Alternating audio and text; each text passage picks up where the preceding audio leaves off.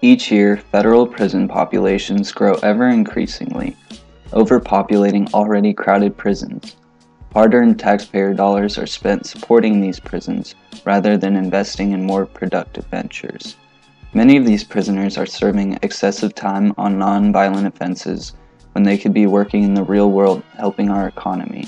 Congress should focus on reducing the federal prison population in 2014 because of its already overcrowded capacity and the ability for prisoners to become productive members of society. Since 1980, the federal inmate prison population has skyrocketed from 25,000 inmates to 219,000 inmates today, a nearly 800% increase in just 30 years alone.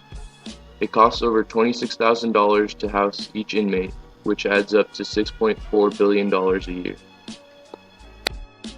Russia, but what is your perspective on the comparison incarceration rates, Michael Jacobson? Well, there's no question that based on all the reported numbers, the U.S. locks up a greater percentage of its population than any other country. And I think one of your callers said we had 3%. We have about 5% of the world's population and 25% of the world's prisoners. And so it's just a huge issue how much we imprison. Criminologists tend to call it mass imprisonment. This ballooning incarceration rate also puts inmates and guards in more danger. In 2012, a report from the Government Accountability Office titled "Growing Inmate Crowding Negatively Affects Inmates, Staff, and Infrastructure."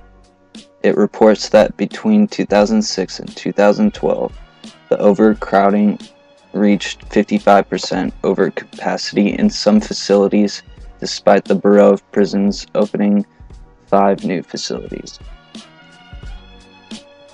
It isn't just the union that says conditions in federal prisons are deteriorating. A pair of recent reports to Congress found federal prisons are up to 55% over capacity, with nearly 250,000 inmates.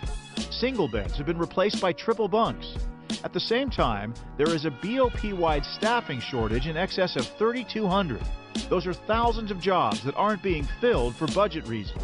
The Bureau of Prisons also found that prison overcrowding increases inmate misconduct, which causes major impacts on the security of prison staff and other inmates. Early morning at the Federal Detention Center in SeaTac.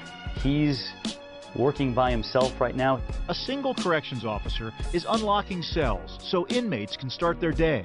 He is all alone in this unit with at least, I'd say probably around 120 inmates. He has no one else to watch his back. It's exactly the moment the 2 inmates at the tables have planned for.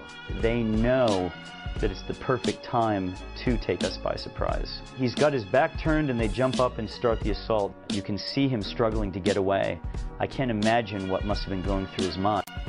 If something is not done soon, inmates will have less access to rehabilitation programs while incarcerated, which will increase the chances of them committing crimes once they are released.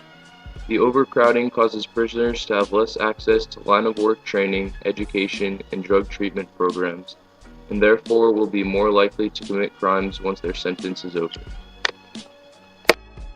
The federal prison population is a significant issue that Congress faces going into 2014.